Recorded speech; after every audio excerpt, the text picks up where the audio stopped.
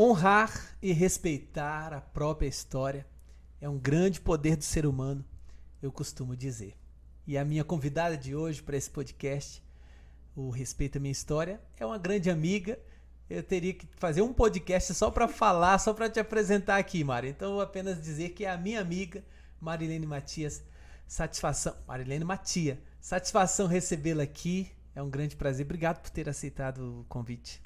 Obrigada, estou muito feliz de estar aqui. Estava com saudade já aí do meu amigo Anderson, né? Que a gente já teve algumas, assim, vivências aí empresariais. Trabalhos, cursos. Tudo foi.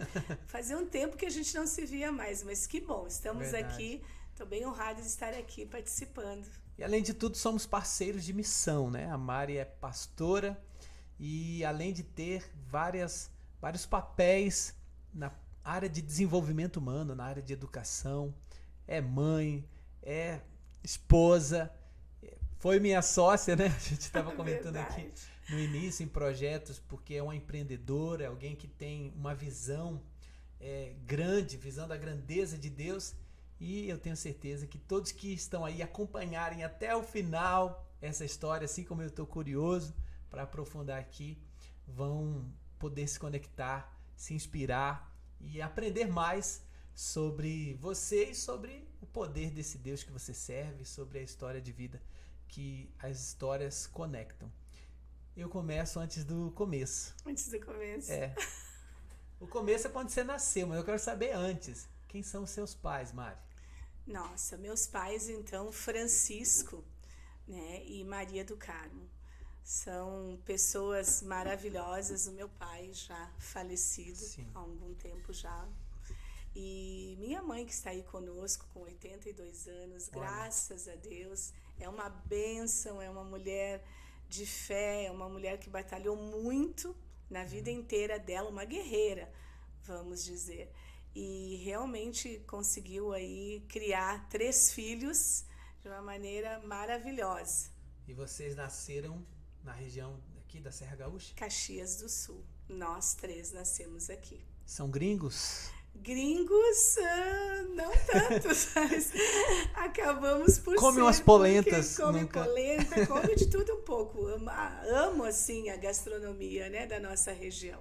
Então, estamos inseridos na Serra, em Caxias do Sul. Como é que foi a infância em Caxias do Sul, a Serra? Eu sou curioso, eu moro aqui há 5 anos, eu acho que desde 2018, e, é claro, os tempos vão mudando, e o período que você cresceu, né, o período da sua infância deve ter sido diferente de quem está crescendo hoje nessa cidade. Mas como que era na sua época? Como é que foi tua infância? Certeza. Eu vou te falar ao meu respeito especificamente dos meus irmãos, alguma coisa, mas enfim, eu costumo dizer para os meus filhos que nós moramos, a minha família sempre morou próximo ali ao Campo do Caxias, né, Ser Caxias. E essa área, ela tem um morro, assim, tu vai ver, ela tem um declive. Você fala ali, o estádio é o Centenário. Estádio Centenário, mas isso. O bairro é Cinquentenário. Cinquentenário, vai saber, exatamente. Coisa de Caxias. Um pouco mais acima é o Cinquentenário, mas o estádio ali é Centenário mesmo. Esse e o bairro ali que fica? É Marechal Floriano. Conhece tudo, é de Caxias mesmo, mulher. O bairro é Marechal Floriano. Então, o que acontece? Nós sempre moramos ali e realmente esse morro, né, ele era uma terra batida, uma terra vermelha até, não tinha ainda calçamento, nada. E o que acontecia? Eu e os meus colegas ali, os meus amigos de infância, porque todos estudávamos no Dante Marcucci, que ainda é um colégio que tem. Sim. Ali nas proximidades do Cristóvão e tal. Quem é daqui vai saber do que eu estou falando. E nós nos reuníamos na esquina da nossa casa, uma turma, e tínhamos um carrinho de lomba. Carrinho de lomba? Carrinho de lomba é aquele que desce a ladeira, e era assim. E eu era uma das meninas com 7 anos, 8, que descia aquele carrinho de lomba até lá embaixo. Quer dizer que é uma versão do carrinho de rolemã. Rolemã. Mas é raiz, porque acho que esse carro, a gente chamava carro de ladeira. Que ele tem uma roda maior, que quando você não tem um asfalto, um calçamento, você tem... Mas esse era um carrinho mesmo, feito uma tábua. Ah. E na frente, esse rolemã que você fala, sim. ele era... Tu sentava em cima. E o freio? Era os pés. Era os pés. E aí eu desci aquele morro e a galera lá embaixo me esperando com palmas para ver quem ia mais longe ou não caía do carrinho. Sim. E eu era uma das que conseguia chegar até lá embaixo, porque eu tinha que chegar lá embaixo. Uhum. E se a minha mãe não me visse lá? E aí? Porque eu estava lá brincando Sim. com os companheiros de infância. Uhum. E se eu não chegasse lá e ela fosse lá me ver e eu não estivesse? Entendeu? Então, eu não podia cair do carrinho. Eu chegava lá em tempo. E mas tinha gente que se quebrava. Sempre tinha um que caía, se machucava, saía chorando. E aí é uma confusão, mas aquela confusão era boa. Com certeza. Aquela brincadeira. Nós brincávamos também de Seis Marias. Não conheço. Que é umas trouxinhas... feitas à mão, uns travesseirinhos pequenininhos, quadradinhos, sim. onde você pular para cima, para baixo, você girava e se não podia e abria uma porteirinha, você tinha... Eu não sei se é parecido com escravo de Jó, jogar, não é? É parecido, mas nós chamávamos outra de modalidade. Seis Marias. Era...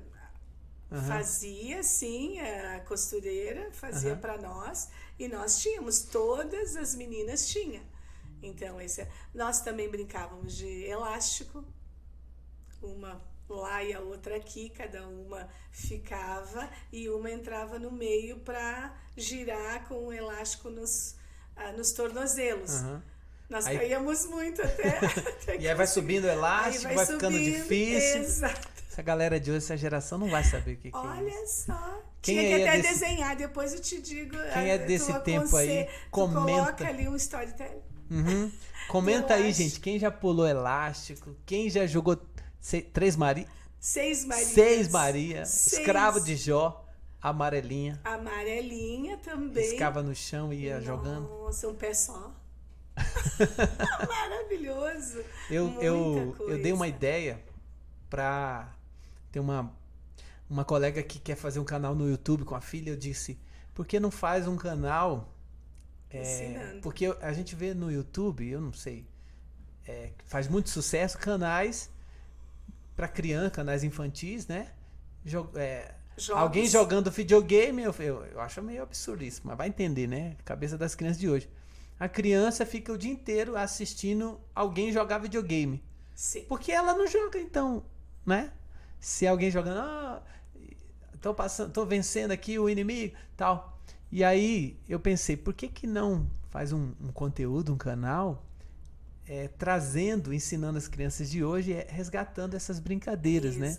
Porque dava para se divertir, com toda certeza. Dava para se machucar de vez em quando, porque...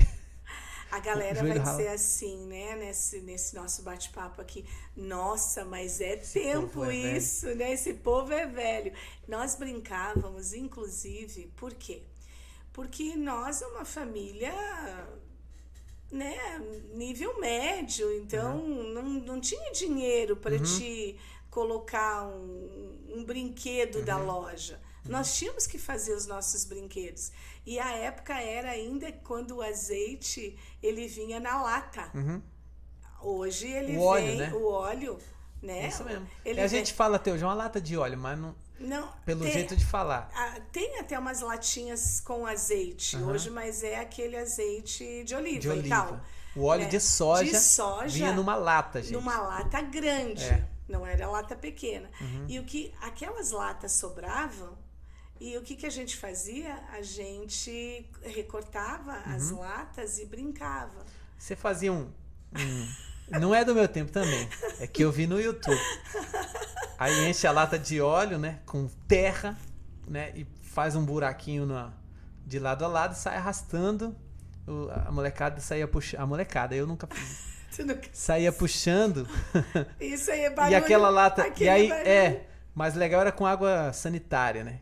Se abria Fazer um negócio pra ela estralar, né? Fazer um esse barulho. eu nunca fiz, mas é mais ou menos nessa proporcionalidade então, quer dizer que aí. Você vê que só muda o lugar, muda os nomes, mas a criatividade das crianças de cada época era a mesma coisa, né? Eu costumo dizer assim, né? A gente não tinha acesso aos brinquedos de loja. Uma infância, assim, eu não vou dizer pobre, porque eu considero pobre o espírito, não a riqueza que você Sim. tem dentro de você. Verdade. Então, a minha mãe e meu pai sempre trabalharam, né? Sempre trazendo tudo que nós precisávamos. Era escasso, muita coisa escassa. Mas nós tínhamos uma infância maravilhosa, luxo, né? Não tinha luxo nenhum. Então a mãe fazia, as minhas tias, roupinha para as bonecas, aquelas bonecas, né, de plástico.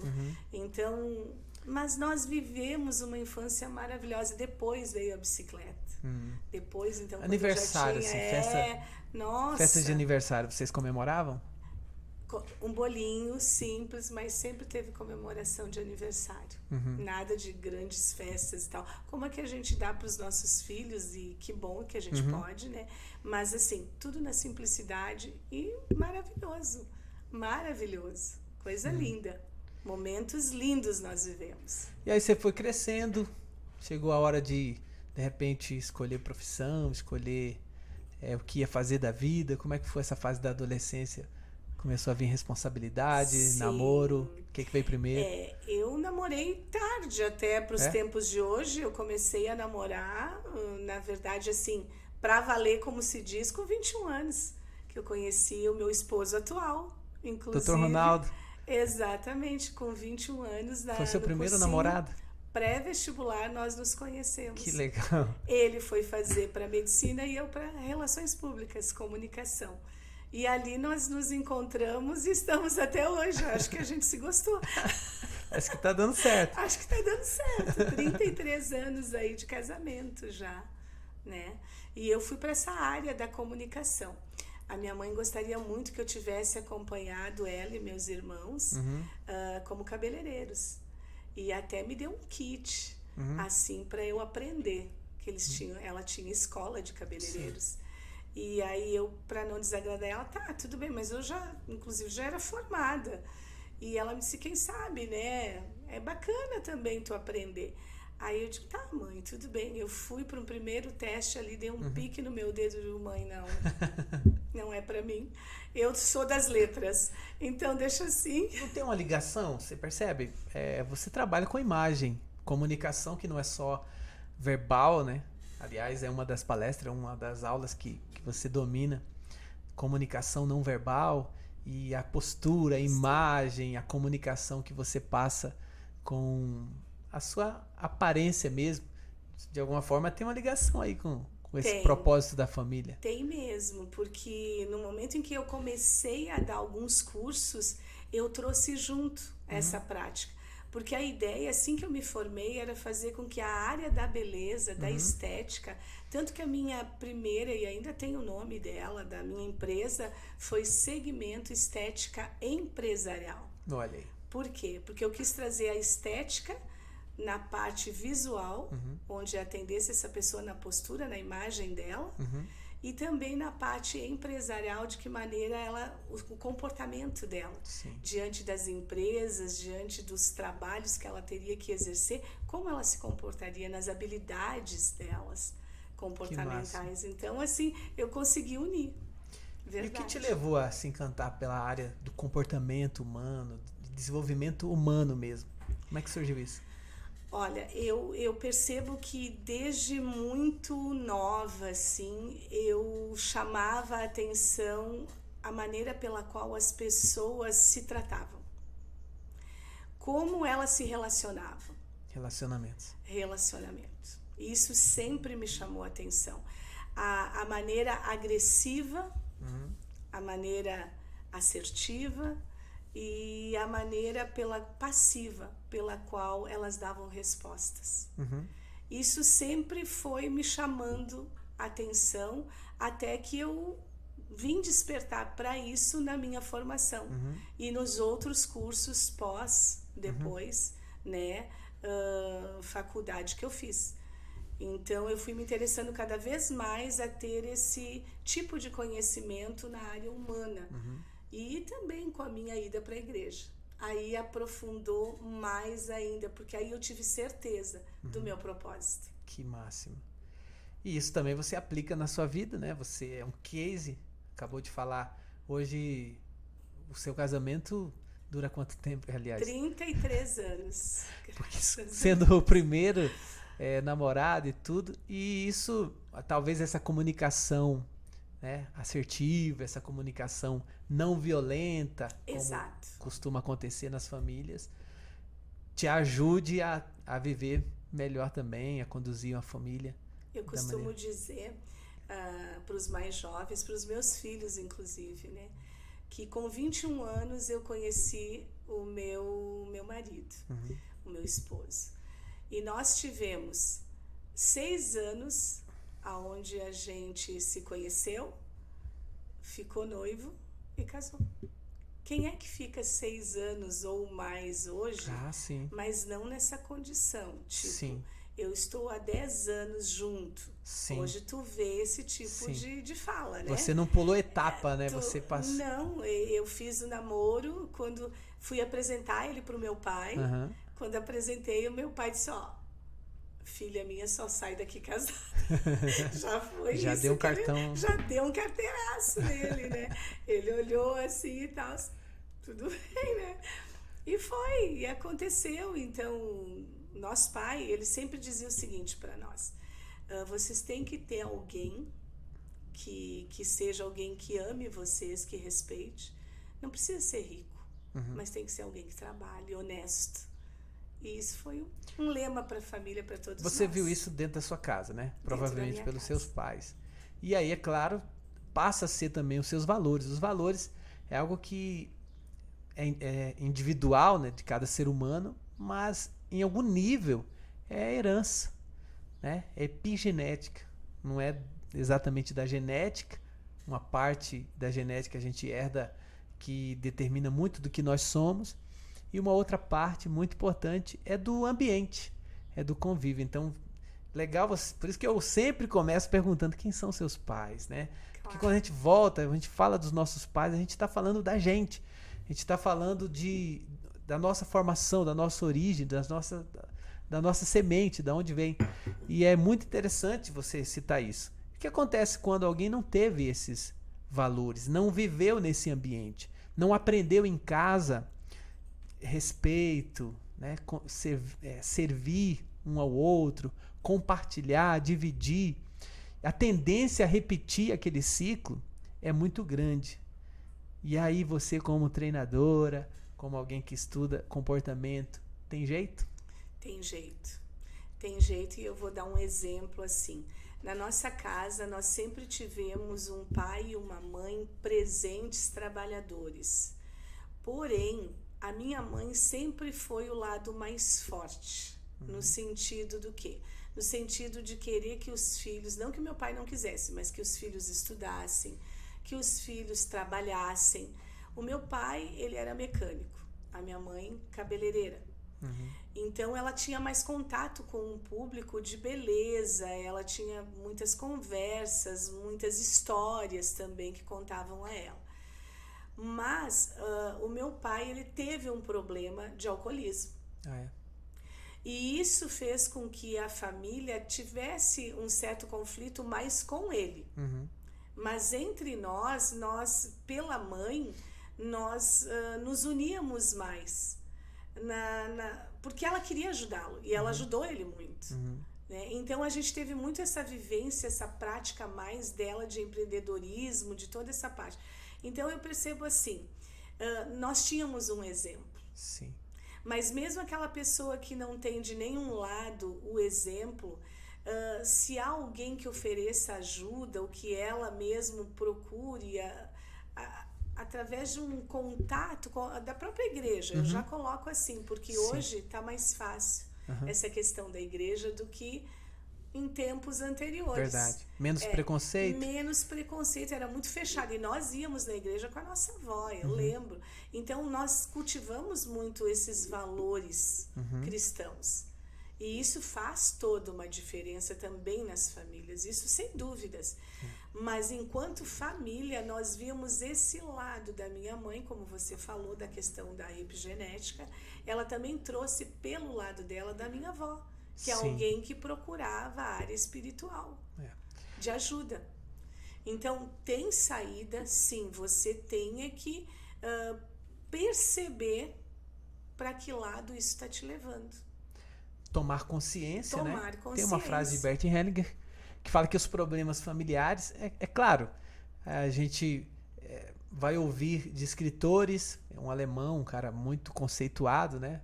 Bert Hellinger morreu em 2019, pai de várias teorias que ajudam famílias. Aí ele vai falar o que a gente já leu na Bíblia. Os problemas familiares são como correntes que se repetem por gerações até que um descendente toma consciência e quebre, né, e ressignifique aquilo. Eu até discordo que só tomar consciência não resolve assim. Porque eu sei que tem um problema, ele não deixa de existir, né? Você teve um problema na sua casa com uma tendência do alcoolismo. Talvez já veio de algum ancestral. E a tendência a se repetir na sua geração e dos teus filhos seria possível.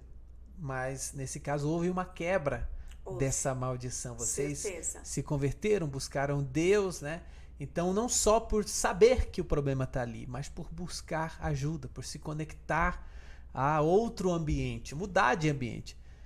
Outra família, inclusive, porque quando tu casa, tu tem essa outra metade que tem outra família também, e ali se unem algumas experiências aonde você vivenciou nas duas famílias e você vai filtrar o que você vai passar. Mas que legal isso. E às vezes, falta dessa sabedoria, pega o pior de cada família, o pior de cada origem, e aí a tendência é só sofrimento. E assim, falando agora espiritualmente, eu não tenho dúvidas de quando nós vemos na passagem da Bíblia, aonde Deus nos criou e onde Ele tem um propósito para nós. Então, independe a família que você vai nascer. Você é um propósito de Deus nessa família. Exato. E você sendo esse propósito de Deus, as coisas vão acontecer na evolução do mundo em que você está inserido, mas vai haver ali determinado tempo, à medida que você vai tendo práticas, enfim, que você vai evoluindo também com conhecimento, você tem a questão do livre-arbítrio. Exato. Você pode ter escolhas. E é nessa escolha que você tem que ser inteligente. E aí entra toda essa parte do conhecimento que hoje está tão assim para você ter o que você quiser na sua frente para você escolher. E as pessoas dão muito desculpa dos seus fracassos, dos seus comportamentos. Mas é porque também meu pai, minha mãe me criou desse jeito, daquele jeito. Atribui, né, os seus fracassos, suas incongruências a essa teoria que não deixa de ser verdade. Eu acabei de falar, genética, epigenética, ambiente, programação mental, tudo isso interfere até chegar no ponto que você colocou, o livre-arbítrio. Exatamente. Então, de repente, sim, parte de mim tem influência dos meus pais, tem influência do ambiente que eu vivi, tem influência dos amigos que eu tive na infância para descer o barranco da lomba. Verdade. Até eu dizer, chega, eu quero descobrir e viver a minha essência, a minha identidade, quem eu sou. E eu posso, inclusive, configurar isso, eu posso editar, eu posso me tornar a pessoa que eu quero ser, que faça sentido, que seja o que eu acredito que é o propósito de Deus para minha vida. Exatamente. E tu sabe que é tão lindo nós vivermos o amor de Deus na nossa vida e entendermos a palavra. Eu costumo dizer assim, o evangelho de Jesus, ele não é fanatismo. Quem faz dele um fanatismo são as pessoas. As pessoas que daqui um pouco foram atraídas ou se sentiram à vontade nesse convite que tiveram para ir para a igreja, ou por um milagre, ou algo aconteceu com elas, de que mudou a história delas, a transformação da vida delas. Então, é como se eu, né, um exemplo até muito pequeno, mas que eu acho que é bem simples para dizer. Eu vou numa loja, gosto de uma roupa, e fui bem atendida. Eu saio dali falando para 10 pessoas, né, de bom. E se eu fui mal atendida, eu falo para 30. É verdade. Então, o que isso já entra na nossa área aqui de comunicação. O que acontece no atendimento? Quando você vai na igreja, um convite, é muito difícil. Tem pessoas que aceitam na hora, mas tem pessoas que é difícil. Eu vou lá, vão querer fazer uma lavagem cerebral em mim. É muito difícil. Mas quando você, como eu, entendo que é a palavra de Deus, comecei a entender, comecei a estudar, o que eu quis fazer? Eu quis trazer a ciência junto.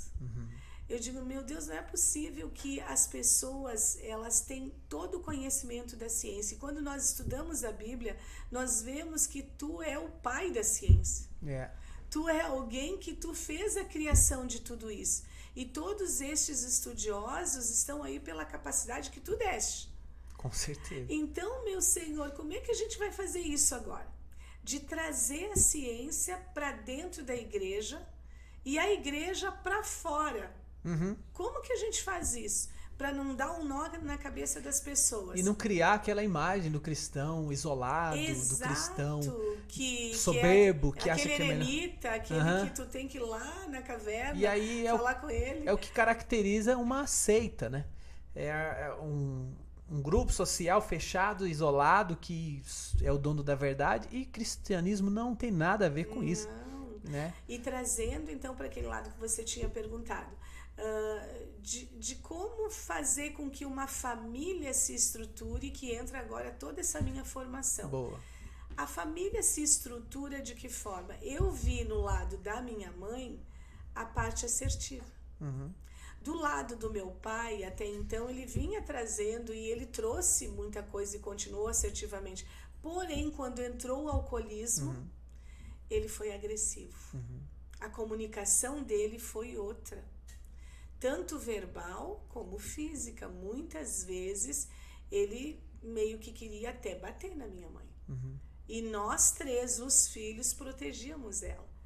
Ela era a sabedoria naquele momento ali, alguém que veio de uma outra família que buscava a Deus, e aí entra a nossa espiritualidade, porque nós até então éramos uma família que não tínhamos essa prática. Nós íamos eventualmente na igreja, mas depois com a minha avó nós começamos a ter um outro entendimento, e a minha mãe mais ainda, então protegendo seus filhos e o casamento. Quantas vezes nós depois, mais velhos, né, do período da infância e tal, já adolescência, já com trabalho, aí já indo para a idade um pouco antes de casar, eu mesma disse para minha mãe, por que tu, né, por que a senhora não se separa dele? E olha o que ela disse para nós, eu não sou mulher de me separar, eu vou até o fim. Que legal. Eu tenho meus filhos e eu estou com ele e vou até o fim. Ela não quis se separar e ela teve várias oportunidades. Então eu digo assim, é a comunicação, é o exemplo que tu dá na tua família e é a busca disso que você entrega depois. E entender que a gente é responsável, o máximo que dá para fazer é a nossa parte, né? Mesmo a sua mãe tendo não sendo bem correspondida com essa sabedoria, com essa paciência, com essa calma, do outro lado recebia de volta agressividade por conta de um vício, que é uma doença progressiva e mortal, né? O caso de vícios, vício de álcool, vício de tóxicos. Mas ela fez a parte dela. Fez. E no final, depois ele também entendeu. Aí já morreu com 81 anos, ele foi para a igreja bem antes, né? Aí uns 10, 15 anos ele permaneceu na igreja, conheceu a palavra de Deus. Olha. E graças a Deus ele... Então valeu a pena as orações, a perseverança da sua mãe. Nossa, muito, muito. E vocês escolheram ficar com a melhor parte, com Exato. O que era positivo, tanto do pai quanto da mãe. Você acha que esse é um segredo importante para... Essa é uma chave que tem que girar em todas as famílias. Você tem que perceber, e aí entra a parte de novo da comunicação, da escuta, que é onde eu falo muito nas palestras sobre comunicação poderosa com empatia. E as pessoas pensam que comunicação é poder falar bem, falar bonito. Não só. Tem a ver com ser o locutor. Mas às vezes a escuta ativa é que essa é a chave. Em todos os setores, áreas familiares, profissionais, a chave é a escuta. Você escutar o que a pessoa está te falando é diferente de você apenas ouvir. Porque eu ouço aqui você e a minha atenção pode estar em todo o ambiente. Você sabe que as pessoas que cantam bem, eu até falo isso, um bom cantor, né? Ele não é cantor ou não é bom cantor porque ele tem cordas vocais, tem um timbre, porque ele simplesmente canta. Ele canta bem porque ele ouve bem. Exato. Tanto para aprender quanto para se ouvir, para afinar.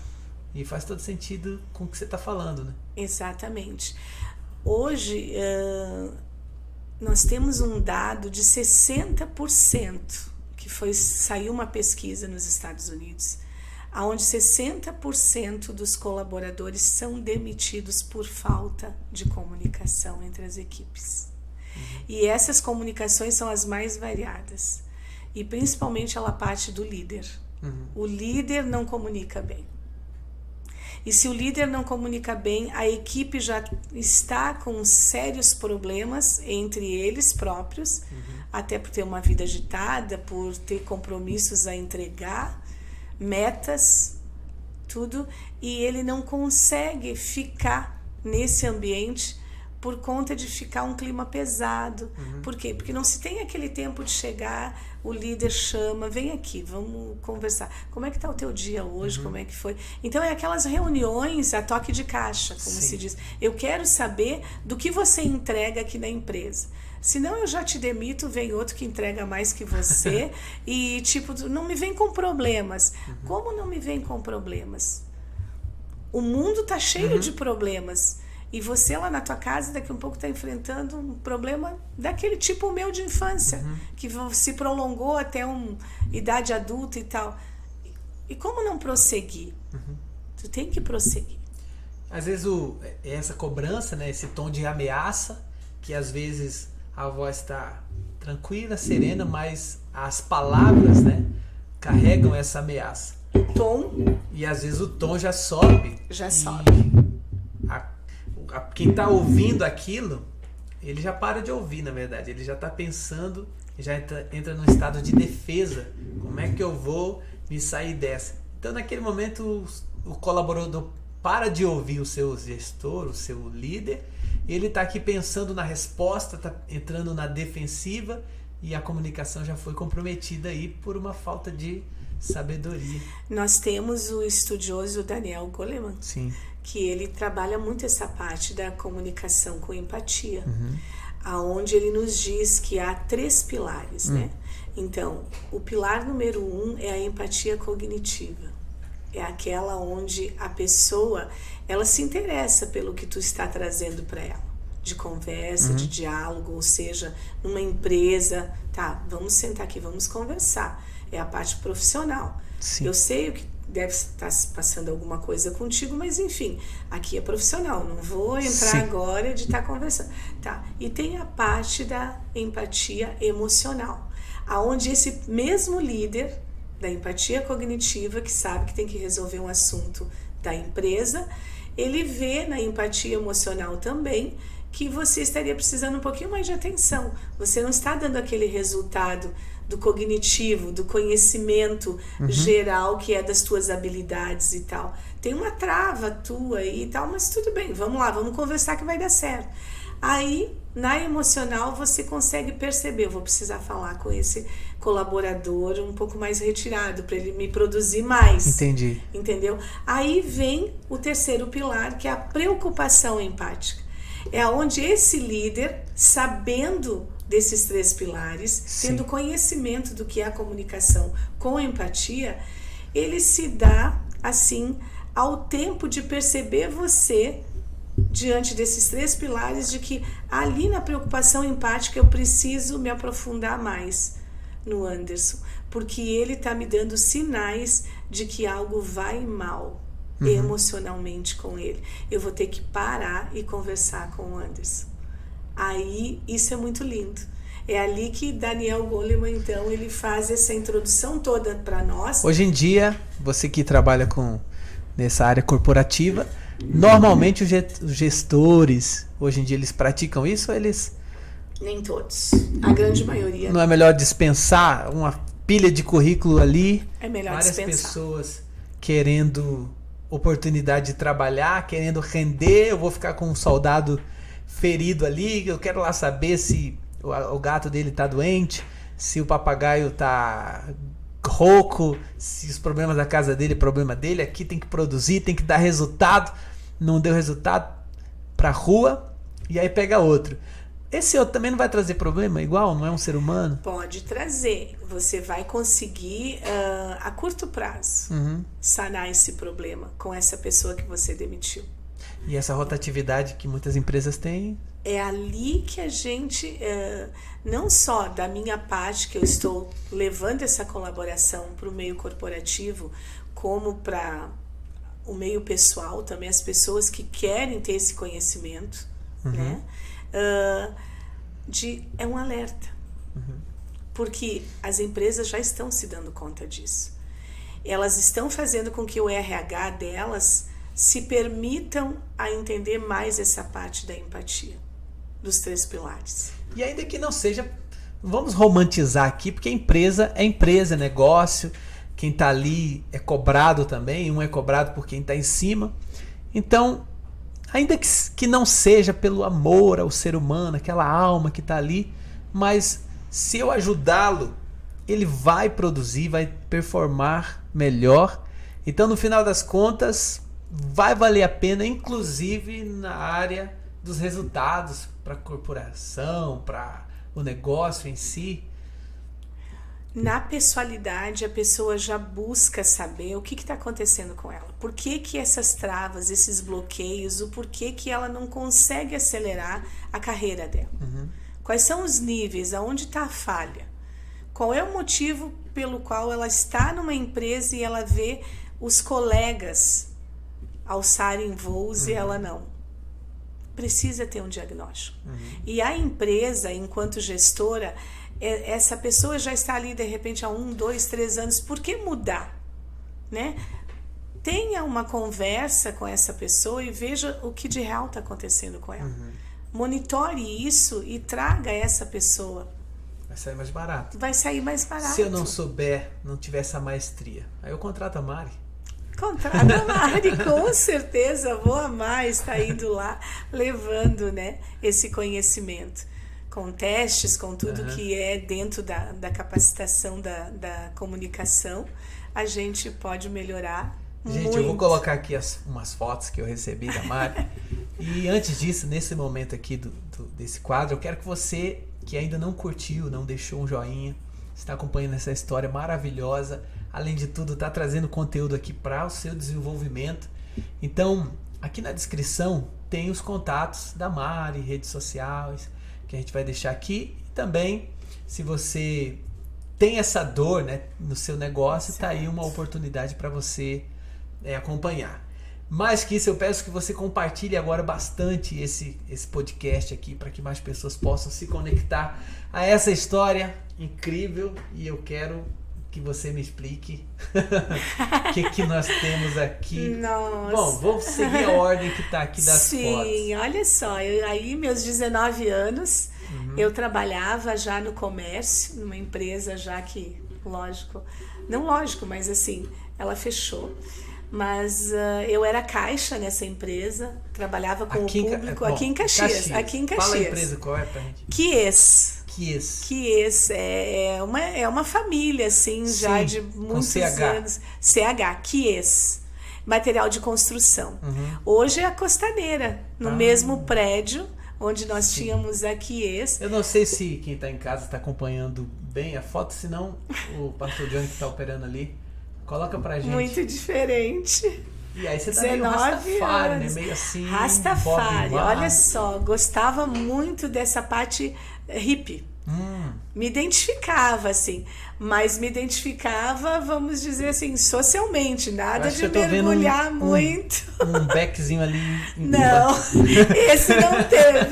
esse não teve. Todo mundo que vê essa foto, nossa, olha só que foto, né? Gostava muito das músicas do Bob Marley, gostava mesmo.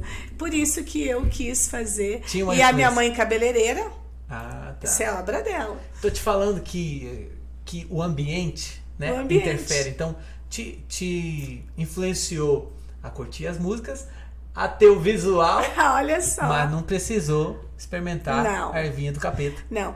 Me ofereceram muitas vezes, vou te dizer. Porque é uma época onde isso foi um auge também. Sim. Foi ali. Então querendo até legalizar. Até legalizar, pra te ver. Não terminou ainda. A luta continua. Continua.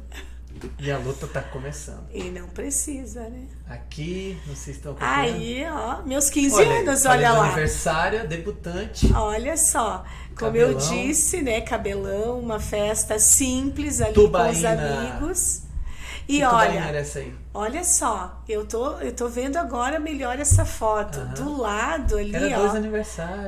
É o meu irmão, ele faz no mesmo dia que eu, dia 30 de agosto. Horrível isso. 4 anos de diferença. 15 11. Sem graça que existe.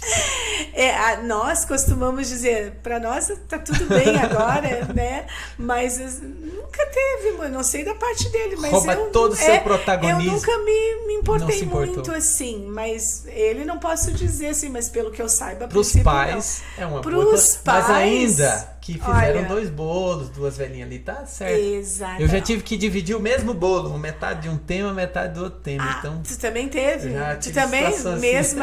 Mesmo aniversário juntos também? Sim. Olha só. Ali tem uma Coca-Cola de garrafinha, tô vendo a beiradinha. Aqui é um Guaraná. Guaraná tipo Tubaína, daquelas garrafas. Guaraná, exatamente. Garrafas de Guaraná, olha só. No estilo ali, monocromática, jeans. Exato. Nossa, e essa roupa foi comprada especialmente, viu? De 15 anos tem que ter uma roupa nova. De 15 anos, viu? Não era na costureira. Agora, veja só, a minha irmã costuma dizer que eu sempre fui a moleca da família. Gente, eu aprendi a andar de bicicleta, caía, tombo, tudo, machucado. E olha se eu tô de vestido nos verdade, 15 anos. Né? 15 anos tem aquela coisa do vestido. Eu quis, assim, uma roupa mais despojada. Eu gostava de me vestir assim. Olha aí, ó. Viu? Muito bom. Aqui, e aí já tá numa outra geração a caminho. Olha só. São seus filhos e um. Meus filhos. A terceirinha, que é a Marcela, tá com 22 anos hoje. Uau. O Ronaldo Júnior, o mais velho, 31. 32 vai fazer agora em janeiro. E a Rafaela, que fez 31 em agosto. Que massa. A Rafaela é dentista, o Ronaldo, a formação dele é direito. Trabalha como corretora agora, no ramo imobiliário.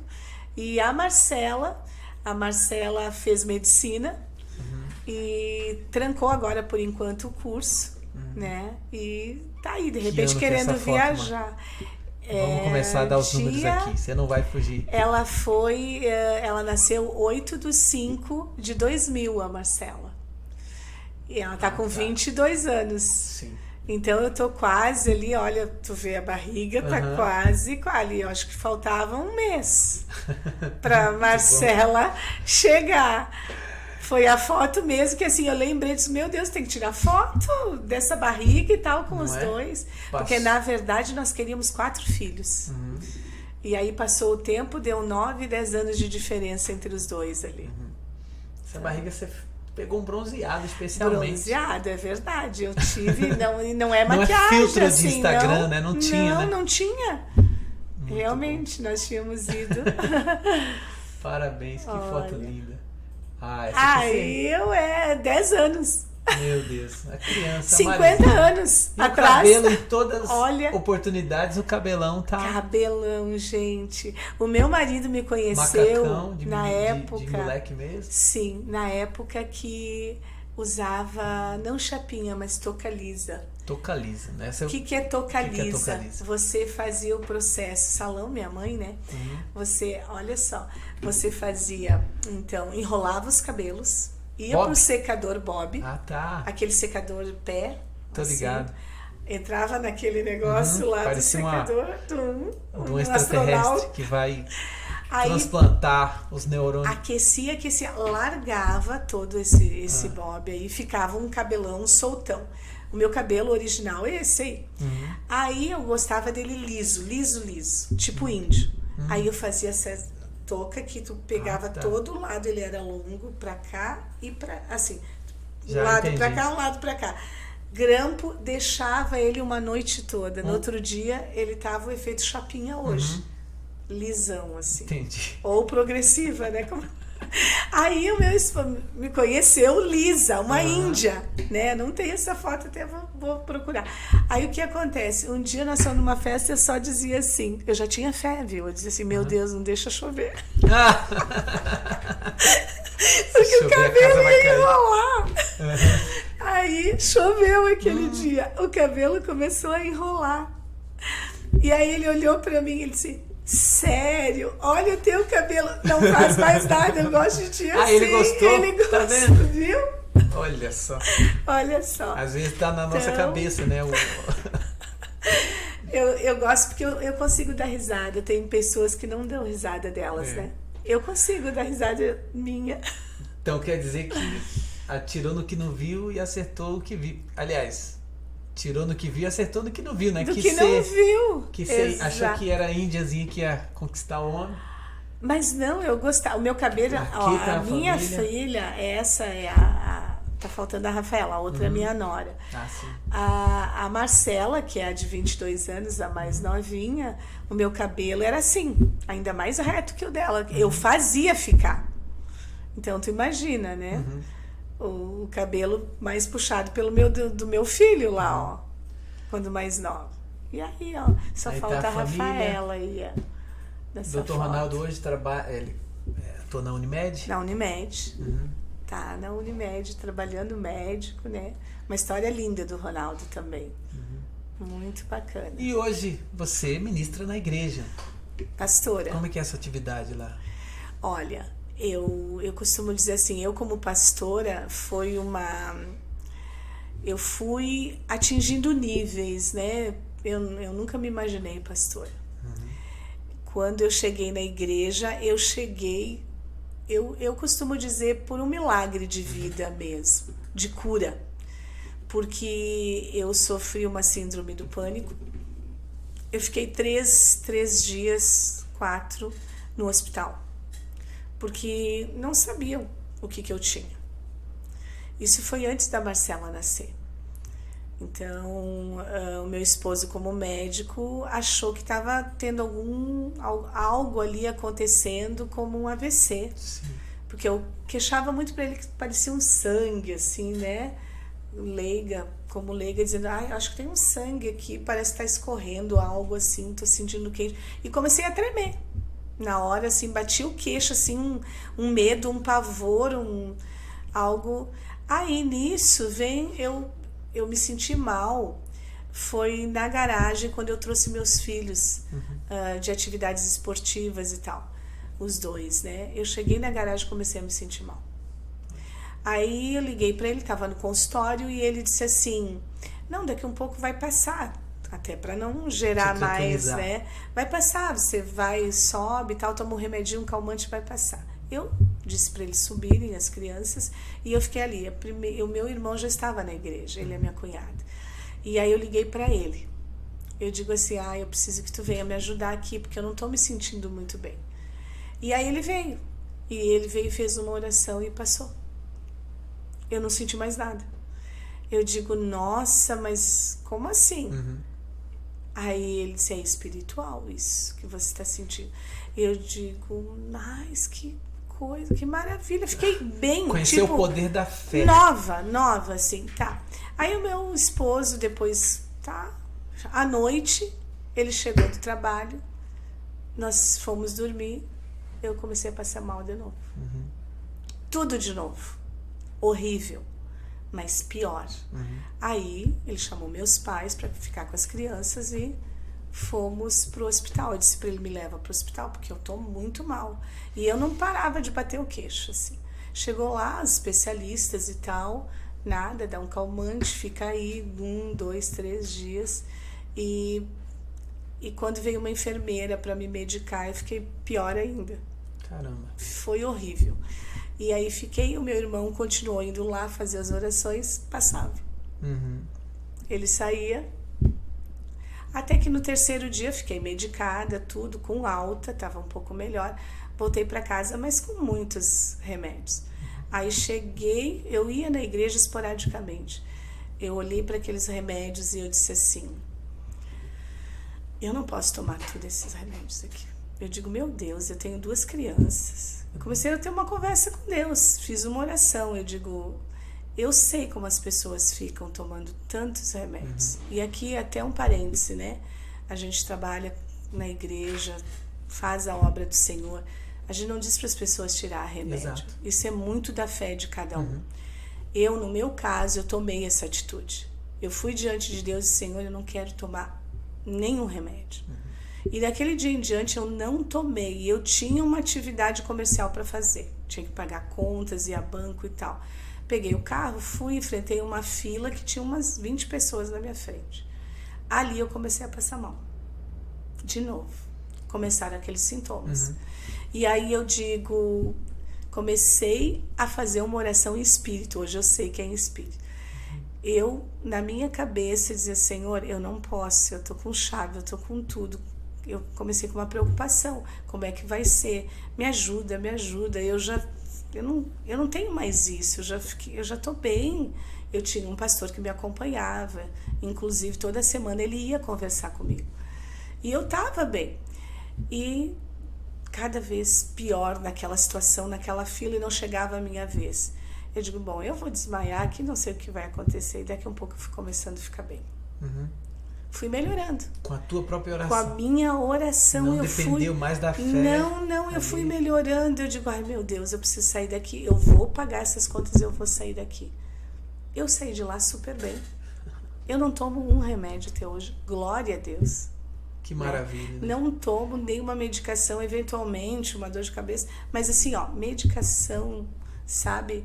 Contínua, uso contínuo, tratamento, nada. Você falou é importante. Nós não exercemos medicina, né? Não. Nós exercemos o poder da fé, cura espiritual. E os médicos respeitamos. E muitas vezes eu até oriento, dependendo da situação, procura um médico. Tem muitas situações que o medicamento vai ajudar, é necessário, é uma coisa orgânica, é uma coisa física. Né? O teu irmão, logo por discernimento, percebeu que você estava passando uma batalha espiritual. Exatamente. E você sabia disso. Você tomou essa decisão de usar a fé, fazer um voto com Deus ali, e foi uma coisa sua. Né? Às vezes, eu digo, a fé, não importa se é uma questão física, se é espiritual, a fé sempre vai ajudar. Mas a gente tem que ter responsabilidade. Quando alguma pessoa chega a mim pedindo oração e tudo, e ela toma medicamento, eu faço oração, e se ela quer parar, quem vai suspender é o mesmo que receitou. Então, às vezes o próprio médico constata que não tem mais a necessidade, suspende, e aí nós temos uma cura comprovada, espiritual, e tem várias aí. Você foi curada. Fui curada, e a partir daí eu entendi o Evangelho. Eu sempre digo assim, as pessoas, no amor ou na dor, né? Não é nem eu que digo, isso já é um ditado popular. Ou no amor ou na dor você vai procurar a tua fé, você vai procurar a Deus. Então, por que tu não procurar enquanto você não precisa, não é? Né, dela, dessa maneira? Mas se tem que ser assim, tudo bem. E a partir daí eu comecei a entender o que era o Evangelho. Comecei a estudar, fiz teologia, né? Através da teologia eu conseguia entender o que aconteceu comigo. Eu estava afastada da fé. Enquanto criança, minha avó levava, minha mãe ia eventualmente, Mas eu digo, Deus já tinha um propósito na minha vida, como Ele tem para todos nós. A gente só precisa entender que propósito é esse. E o porquê que eu, como filha de Deus, eu tenho tantas coisas boas que Deus quer para mim. Porque eu sou filha. Então, quando eu entendi isso, tudo começou a mudar. Eu comecei a dar valor a mínimas coisas que antes eu não dava. Então, quer dizer, a gente nunca foi muito de ir a festas e tal. Não que a festa não é ruim, mas você saber aproveitar a festa é diferente. Então, ali eu comecei a me aprofundar, ir na igreja e saber o que Deus quer com as pessoas. Qual é o propósito de Deus na nossa vida e quando é que nós vamos entender esse propósito. Por isso que eu comecei tanto a estudar o Evangelho como também a parte do conhecimento.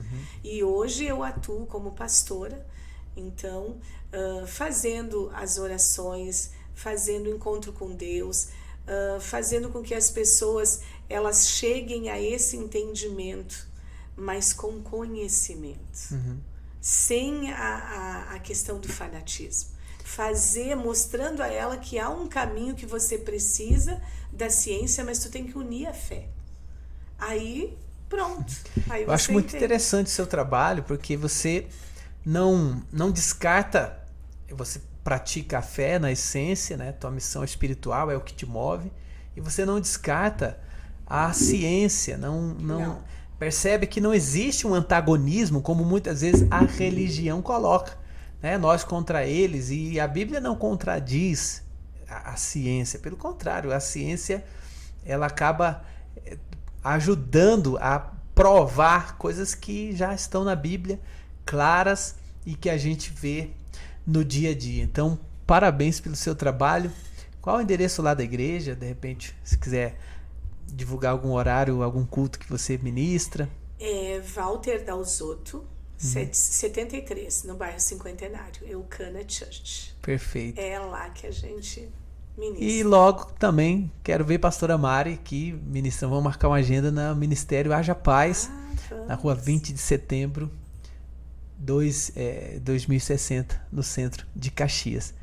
Mari, deixa uma mensagem para as pessoas que estão acompanhando até agora, que acompanhando a tua história. Aliás, você que está acompanhando, deixa uma mensagem aí, deixa um comentário aí sobre essa história incrível que você pôde acompanhar e deixa aqui uma saudação para a gente, para as pessoas que estão acompanhando.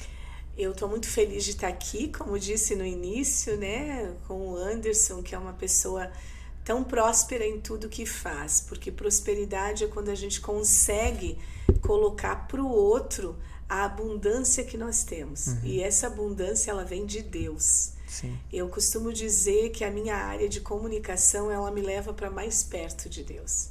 Ela faz com que o meu diálogo, com a minha conversa, com as pessoas que chegam até a mim, e eu posso levar a mensagem de Cristo para elas, abre um rombo enorme dentro do coração de cada uma delas e no meu também. Por quê? Porque nós, o Anderson também, quando falamos do amor de Cristo e unimos a parte do conhecimento, da ciência, que é esse o nosso foco. O meu foco não é diferente do teu. Sim. E nós estamos aqui para unir isso em prol de uma espiritualidade inteligente. Exato. Eu costumo dizer que a espiritualidade, ela nunca foi burra. Burra no sentido mesmo de a pessoa não se abrir para esse entendimento, porque é uma opção pelo livre-arbítrio dela querer ou não, a gente já sabe, isso é bíblico inclusive. Mas quando tem algo como nós trazemos da fé e a ciência, onde é comprovado o que está na Bíblia, o que está nos livros, aí a gente começa a entender tudo. Exato. Aí você consegue se abrir para um propósito tão maravilhoso que Deus já tem para nós, mas nós ainda não entendemos. E quando a gente entende isso, nós somos curados do corpo, da alma e do espírito. E isso é maravilhoso. Que lindo seu trabalho, eu me conecto muito. Eu também busquei conhecimento inicialmente na teologia, e na teologia a gente aprofunda em questões muito espirituais, angiologia, demoniologia, a gente vai estudando coisas que a gente não consegue aplicar tanto na prática como quando a gente estuda o ser humano. E aí foi que eu me tornei um melhor pastor, que eu acredito que eu passei a ser mais usado por Deus, porque eu comecei não apenas querer entender coisas espirituais, coisas de um mundo, de um campo espiritual, mas conhecer o ser humano, como ele se comunica, como ele sente, como ele reage, como são as emoções, como funcionam as emoções no nosso organismo. Então é isso que a gente faz, que a gente pratica. Esse é o propósito, né, e a proposta do Respeita a Minha História. E eu acredito que a sua história hoje trouxe muito disso para todos nós. E a conexão que a gente tem com Deus, e aí eu vou dar uma dica poderosa agora aqui, da questão da espiritualidade com a ciência.